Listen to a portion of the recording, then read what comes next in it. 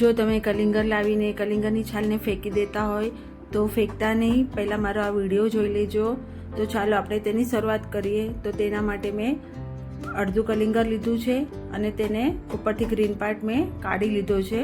જે આપણે green part કાઢીને વ્હાઇટ પાર્ટ રહી જતો હોય છે તે મેં આ લીધો છે. હવે આપણે તેને આવી રીતે બધા છાલ કાઢી ગ્રીન પાર્ટ કાઢીને તેને સરસ રીતે સમારી લઈશું. તમે તમારા હિસાબથી સાઈઝના હિસાબથી તમે તેને સમારી શકો છો.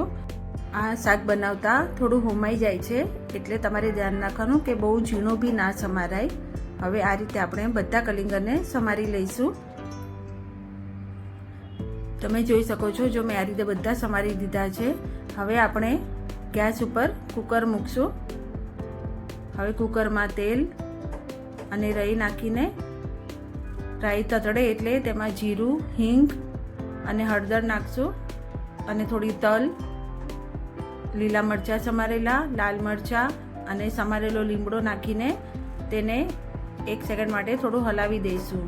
હવે તેમાં સમારેલી કોથમીર અને આપણે જે કલિંગરની છાલના સમાર્યા હતા તે નાખી દઈશું. હવે મીઠું, થોડો ગોળ તમારે સ્કીપ બી કરી શકો છો, મરચું, ધાણા જીરું, ગરમ મસાલો. હવે આ બધું નાખીને તેને સારી રીતે મિક્સ કરી દઈશું. ગેસની ફ્લેમ સ્લો જ રાખવાની છે.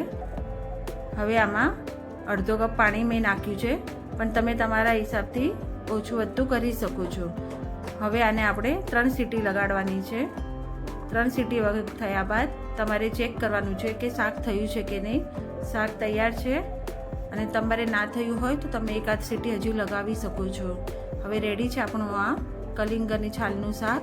તો કેવું લાગ્યો મારો આ વિડીયો? જો મારો વિડીયો તમને પસંદ આવ્યો હોય તો મારા વિડીયોને લાઇક, શેર, સબસ્ક્રાઈબ કરવાનું ના ભૂલતા. ફરી મળશું.